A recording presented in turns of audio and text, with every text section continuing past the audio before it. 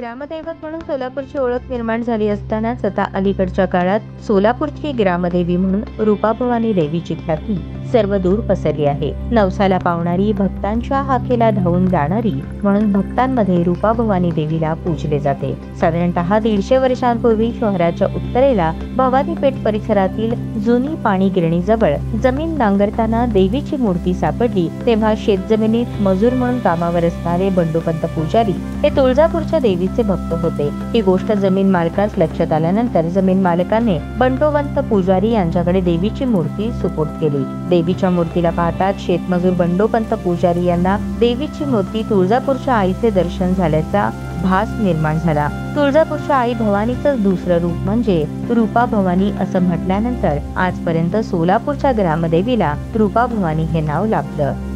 मागील अनेक वर्षांपासून आजपर्यंत प्रत्येक नवरात्र महोत्सवात रूपा भवानी मंदिर परिसरात मोठा उत्सव साजरा केला जातो। या उत्सव काळात मंदिराची रंगरंगोटी केली जाते, परिसर स्वच्छ केला जातो। शिवाय या शारदीय नवरात्रोत्सव काळात मंदिर परिसरात मोठी जत्रा भरवली जाते। वेगळे पूजेचे साहित्य विक्रीसह इतर साहित्य, खेळणी आणि चटपटीत नमकीनचे स्टॉल्स उभारले जातात। नवरात्रोत्सव आरंभापासूनच ते अगदी कोजागिरी पौर्णिमेपर्यंत देवी भक्तांची मोठी गर्दी रूपा भवानी मंदिरात दिसून येते। या दरम्यान देवी दर्शन घेण्यासाठी आलेल्या प्रत्येक भक्ताला सुखकर देवीचे दर्शन घडावे यासाठी रूपा भवानी देवस्थान आणि भक्त तरुण मंडळ नावाच्या ट्रस्ट कडून विशेष प्रयत्न केले जातात। 1988 पासून रूपा भवानी देवस्थान भक्त मंडळ रजिस्ट्रेशन संस्था आहे आणि येणारे रूपा भवानी नवरात्र उत्सवामध्ये येणारे भाविकांची सुव्यवस्था श्री भक्त मंडळ करते। मंदिरामधील मंडप, लाइटिंग आणि बॅरिकेटिंग आणि सर्व रूपा भवानी देवस्थान भक्त मंडळाच्या वतीने असतो आणि हा रूपा भवानी देवस्थान भक्त मंडळच करतो। याच्या पुढे वेगळं पण काय प्रत्येक वर्षी वेगळं म्हणजे स्टॉल धारकांना वर्गणी गोळा करून त्या वर्गणीवर आम्ही रूपा भवानी देवस्थानचं लाइटिंग आणि मंडप सगळे भक्त मंडळ करतो। भविष्यामध्ये भक्तांना आणि भक्तांच्या भक्तीला सुखर असं दर्शन व्हावं याच्यासाठीच भक्त मंडळाकडून काय व्यवस्था केली जाते? आता सध्या तर ह्या पद्धतीने चालू आहे। ह्याच्या पुढे अजून जे होईल ते मंडपमध्ये दुरुस्ती करून होईल ती व्यवस्था करणं, म्हणजे उन्हा पावसाची व्यवस्था व्हावी भक्तासाठी करणार आहे। पोलिसांकडून आणि महापालिकेकडून यांचं सहकार्य खूप पोलिसांकडून महानगरपालिकेकडून भरपूर आपल्याला मंडळाला आणि देवस्थानला भरपूर सहकार्य करतात। काय अपेक्षा आहे? हा आता एवढं आहे, अजून काय होईल ते पुढे करत जात असतात। रूपा भवानी देवस्थान व भक्त तरुण मंडळांकडून शारदीय नवरात्रोत्सव काळात देवी भक्तांची चांगली व्यवस्था केली जाते। यापुढे देखील नवरात्रोत्सव काळात मंदिर मार्गावर अधिक पथदिवे आणि सीसीटीव्ही कॅमेरे बसवावेत अशी मागणी देवी भक्तांकडून करण्यात आली।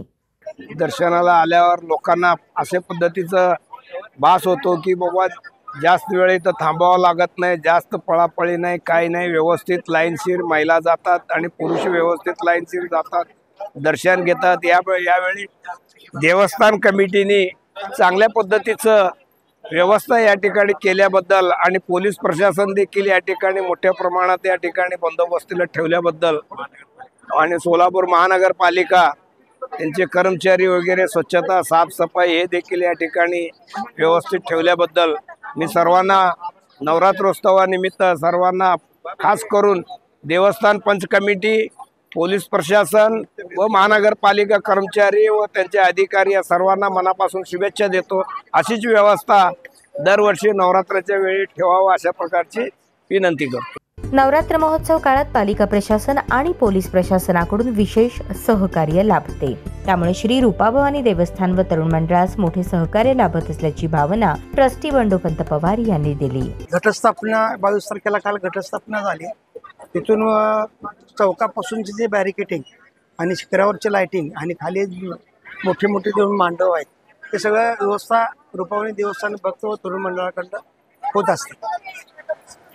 आणि आम्ही आता गेली 2 वर्ष झालं यात्रेमध्ये कुणाला काही इजा वगैरे होऊ नये वगैरे त्याची व्यवस्था म्हणून आम्ही इन्शुरन्स सुद्धा उतरवलेला आहे यात्रेवर। आणि भविष्यात आम्हाला रूपा भवानी मंदिरापासून ते रूपा भवानी चौकापर्यंत CCTVचं नियोजन आहे की हळूहळू त्या गोष्टी आम्ही करणार। महापालिकेकडून काय? महापालिकेनं जवळजवळ बऱ्यापैकी काम झालेलं आहे, फक्त रोडवर जरा खड्डे वगैरे दुरुस्त झालेले नाही, लाईट वगैरे त्यांच्याकडून व्यवस्था झालेली।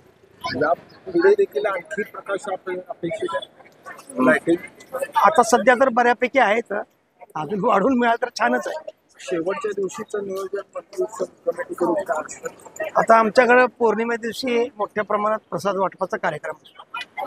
त्या प्रसाद वाटपानंतर यात्रेची सांगता होते. जवळजवळ एक साधारण 10,000 लोकांना आम्ही प्रसाद वाटप शिऱ्याचा चांगल्या पद्धतीचा शिरा असतो, तो लोकांना आम्ही भाविकांना वाटत असतो शिरा. आता तुम्हाला ह्या 9 दिवसामध्ये जवळपास किती भाविक येऊन गेल्याची नोंद आपल्याकडे आहे किंवा जातात? साधारण रोज 20 ते 25,000 भाविक दर्शनाला येतात सकाळी आणि किती वाजल्यापासून 5व्या दिवसापासून गर्दीचं प्रमाण वाढतं.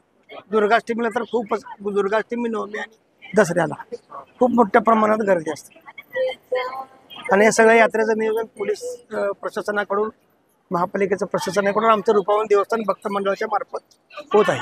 म्हणजे पालिका आणि पोलीस प्रशासनाच्या कामावर तुम्ही समाधानी? छान आहे, छान आहे, बरं आहे. काय आव्हान कराल भक्तांना? हे सगळेजण शांततेने आपले आपले मौल्यवान वस्तू सांभाळायचं, लहान मुलं सांभाळायचं आणि शांततेने मोठ्या भक्तिभावाने रूपावणी मातेचं दर्शन घ्यावं आणि यात्रा संपन्न होण्याला हातभार लावावी. पूजागुरी पौर्णिमेला जाणारा प्रत्येक भाविका इथूनच जातो, काय वैशिष्ट्य काय? रूपाभवानी माता हे तुळजाभवानीचं रूप मानलं जातं, म्हणून ह्या देवीला अनन्यसाधारण महत्व आहे. आणि म्हणून बरेचसे जवळजवळ 8 ते 10 लाख लोक जे तुळजापूरला चालत जातात, ते लोक रूपवणी मंदिरापासूनच यात्रेला सुरुवात करतात. कुठल्या राज्यातून येतात? आंध्र प्रदेश, कर्नाटक प्रदेश, सोलापूरचा ग्रामीण भाग आणि पुणे, मुंबई, बरेचसे लोक इथून म्हणजे जातात. प्रत्येक वर्षाप्रमाणे ग्रामदेवी श्री रूपभवानी मातेचा शारदीय नवरात्राचा कार्यक्रम सुरू झालेला असून या भागामध्ये सर्व समाजाची लोक देवीला येत असतात. तसंच स्टॉलधारक सुद्धा सर्व समाजाचेच आहेत. कुठल्याही या ठिकाणी जातभेद होत नसतो. फक्त या ठिकाणी सेवा करावी ह्या हेतून आम्ही या ठिकाणी काम करत असतो. तसंच या भागामध्ये बऱ्याच वर्षापासून आम्हाला थोडे काही गोष्टी उणिवा जाणवत होत्या की बाबा ह्या वर्षी थोडं महापालिकेने ह्या ठिकाणी दुर्लक्ष केलेलं दिसतंय. घाण आहे, थोडे खड्डे पडलेले आहेत, खड्डे बुजवलेले नाहीत, चिखल झालेला आहे. तरी आमची प्रशासनाला विनंती आहे की या भागामध्ये थोडं लक्ष देऊन बाबा या ठिकाणी सोलापूर जिल्ह्यातून लोक येतात, या ठिकाणी आम्हाला सुविधा पुरवाव्यात अशी आम्ही या ठिकाणी विनंती करतो. ग्रामदेवी म्हणून रूपाभवानीचे महात्म्य आहे, म्हणून तर नवरात्रोत्सव काळात देवी भक्तांची गर्दी असते.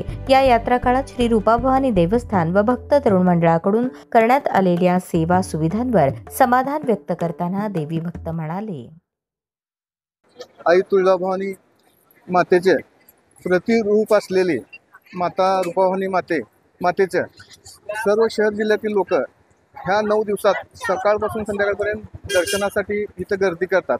आणि ही रूपाभवानी माता म्हणजे सर्व धर्म समूहाचं प्रतीक आहे. त्यामुळे सोलापुरातील प्रत्येक माणूस, प्रत्येक घरातला ह्या 9 दिवसात एक ना एक दिवस येऊन दर्शन घेऊन गेल्याशिवाय राहत नाही. त्याची ह्या देवी भक्तीवर श्रद्धाच आहे तेवढी. त्यामुळे ह्या सर्व भक्तांना मी सुखी ठेवू असं आई रूपाभवानी मातेच्या मी प्रार्थना करतो. तसेच तुळजाभवानी मातेच्या चरणी सुद्धा प्रार्थना करतो. कोजागिरी पौर्णिमेला जवळजवळ माझ्या माहितीप्रमाणे कर्नाटकातून सुद्धा लोक येतात, सोलापूर शहर जिल्ह्यातून जातात, पुऱ्या महाराष्ट्रात येतात. परंतु तिथून चालत जाणारा भाविक जी आहेत तुळजापूरला जाणारा, तो रूपाभवानी मातेच्या चरणी दर्शन घेऊनच पुढं तुळजाभवानीच्या मातेच्या दर्शनासाठी जात असतो. या 9 दिवसामध्ये जी ट्रस्टीकडून सेवा केली जाते किंवा जी व्यवस्था केली जाते ती त्याच्यावर तुम्ही समाधानी आहात? नाही, काही नाही, एकदम त्यांचं चांगलं नियोजन आहे. त्यामुळे बघा कुणाचं पब्लिकला काय त्रास होत नाही. सध्याची पोझिशन एवढा पाऊस काळ आहे, परंतु गर्दी आता पण बघता आपण पावसाचं वातावरण आहे तरी पण गर्दी भरपूर आहे आणि कुणालाही कसलाही त्रास नाही. दर्शन सुद्धा व्यवस्थित रांगेत केलेलं आहे. रूपाभवानी भक्त मंडळाच्या वतीनं ही सगळी व्यवस्था केली जाते.